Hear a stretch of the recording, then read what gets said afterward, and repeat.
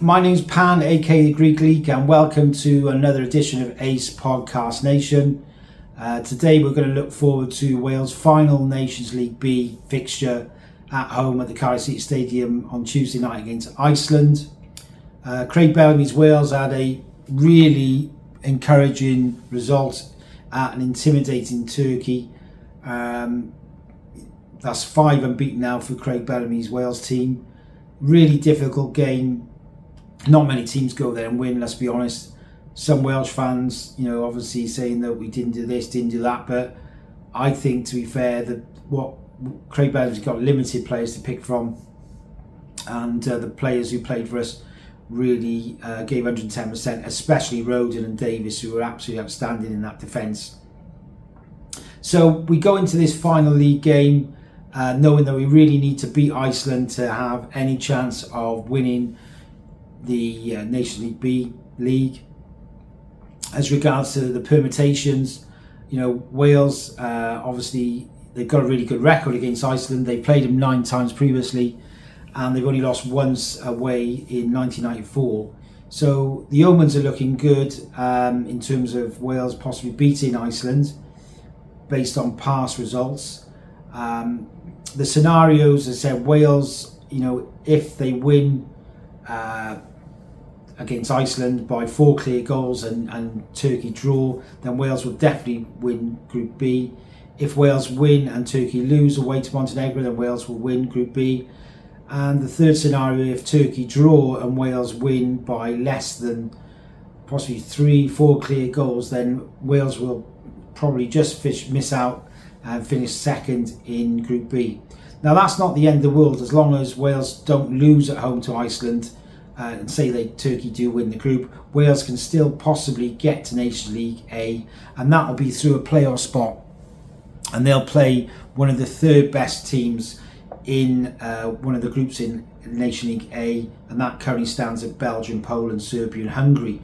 So it wouldn't be easy, but that would be a playoff route into Nations League A, and those would delay the World Cup fixtures next year. But again, there's every possibility that Wales could still be in A for next year, which would mean we'd be in with the big boys like the Italies, Frances and Spain, which would probably guarantee sellout crowds at the stadium, and it'd be great for the fans and the players involved. The other thing to look out for is the fact that Wales will be in pot 2 for the draw for the World Cup in December this year. The World Cup's going to take place in USA, Canada and Mexico in 2026.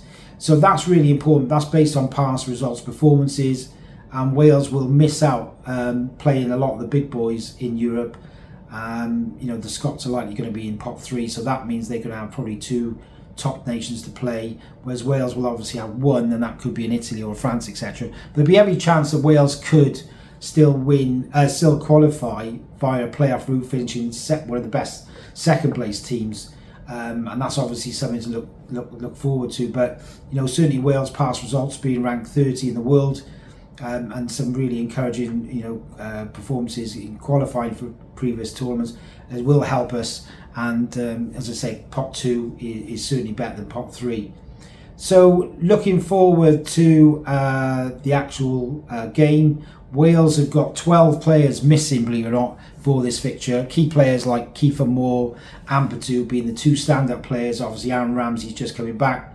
Notable players like Wes Burns, Broadhead are out. Matondo, Morel is still looking for a club. Niall Huggins is out long term with Sunderland, and other players like Ollie Cooper, who's done really well for Wales, he's out as well. So there's a number of injuries. As regards to Iceland, they will go with a 4-4-2 formation. Valdemarson in goal, the Brentford goalkeeper, has been outstanding for them. And their key player really to look out for is Oscarsson, the striker of Real Sociedad. At age 20, he's already got 5 international goals in 14 for Iceland, and he's definitely one future star. They've certainly got a number of promising strikers, Iceland. For such a small nation, they really work hard as a team. They're so hard to beat, and their results recently have been very encouraging. So it's not going to be easy. But I'd say Oscarsson for them is going to be the one to watch.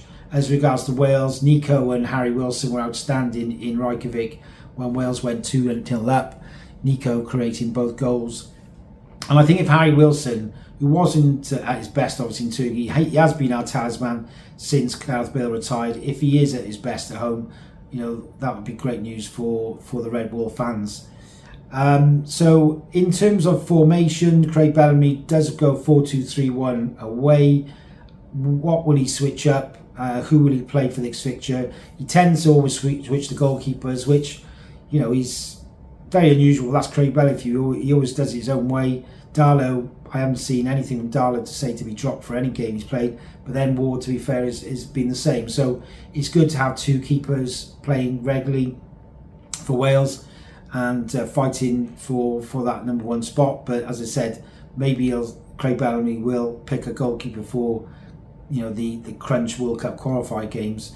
But in this Nation Leagues B, he seems to be happy to switch it up. So I think Ward will definitely start. I think there's a possibility Roberts could be dropped for this game, and Nico could play on the right. He's done that before, and then he could play Rhys Davis left back, and then it'll be Davis and Rhodri, who are both the outstanding players in Turkey. Absolutely brilliant defending, and if Rhodri's not suspended for this game, then he will start. Otherwise, it'll probably be Metham. I think Jordan James and Stuart will start, although he might switch the formation. Bearing in mind we're home and we have to win this game against Iceland. But I think Craig Bellamy goes into all games wanting to win. And I think, obviously Johnson and Wilson will definitely start. But I think possibly Sober Thomas and Harris could go to the bench. And I think Dan James will start. Possibly Kumas. He didn't look physically at it when he played in Iceland when he came on. But he has been very, very good for Stoke City so far. And, he is one of our outstanding young players to look out for. So he could well play Kumas. But, as I said, there is a possibility that Ruben Colwell could be drafted in. But everything that Bellamy said in his press conference indicate that he doesn't feel Ruben Colwell's at it for a starting place for Wales. And that probably means his work rate, his physicality, which I think Bellamy indicates he still needs to work on. And I think he sees him in that defensive role with Jordan James in the future if he can improve where Bellamy wants him to. But personally, I think Ruben Colwell should be given a game. He's played for Wales at the Cardiff City Stadium before and scored against Belgium. He's definitely improved for Cardiff City. And I think, his confidence is very high. So I'd like to see him on that right side. But, as I said, it's unlikely that Bellamy will start him. As regards to predictions, it's going to be really tough for Wales. I look at Iceland as being a really organised, well-drilled team. The manager's got a huge amount of experience. As I said, they've got better strikers than Wales. They are a nation who have pulled some really big results out. I think they've beaten England 2 or 3 times in the last 10 years, which is incredible really for a nation with a population less the size of Cardiff. And I think Iceland will score. But I think Wales will do okay. I think we'll definitely score. I think it'll be a draw. I think Wales historically have always struggled to play 2 games at high level back to back. Especially with the squad that we've got. We haven't got that huge amount of quality. 12 players out is huge for Wales. And especially like Ampadu, I think is a really key player for us. And I think Kiefer Moore in this type of physical fixture would have been really handy to have. So as much as I'm praying that Wales get that win and somehow Turkey, end up losing or whatever to Montenegro or even drawing if Wales can score a few goals, I just can't see Iceland losing this fixture. So I'm going to go for Wales 1, Iceland 1. I hope I'm wrong. I hope Wales do get the victory. But that would still mean that Wales, under Craig Bellamy, are beaten in his first 6 games. That would then mean that Wales would still finish second in B and get a playoff spot to possibly get into League A. And as I said, they're near enough guaranteed of a pot 2 place in the World Cup qualifying draw in December. So there's a lot of real positives. Let's not forget that Wales are the highest ranked Celtic nation clearly way ahead of the other nations like the Republic of Ireland, Scotland and Northern Ireland. So, you know, we are doing really well, and we're punching above our weight compared to a lot of bigger nations in Europe. So, you know, Craig Bellamy is definitely exciting times. I'm hopeful we can win, but as I said, I just think it'll be a draw. But let's get your views in, guys. Let's see, you know, who do you think will start? Do you think he'll drop Darlow? Do you think Rubel Cole will start? Do you think possibly Nico could start on the right instead of Roberts? There's so many different scenarios that, especially with Craig Bellamy, we never know what he's going to, which players he's going to bring in. It'd be good to hear your views on who you think should start, who you think, you know, might be dropped, and what you think the score will be. It'd be great if you could subscribe. We can get as many subscribers as we can. So I'm really looking forward to the last fixture. It should be about 28,000 at the Cardiff City Stadium. So let's hope the Red Wall fans, I'm sure they will, get behind the side and we can pull a win out the bag and sneak that top place. See you again, guys.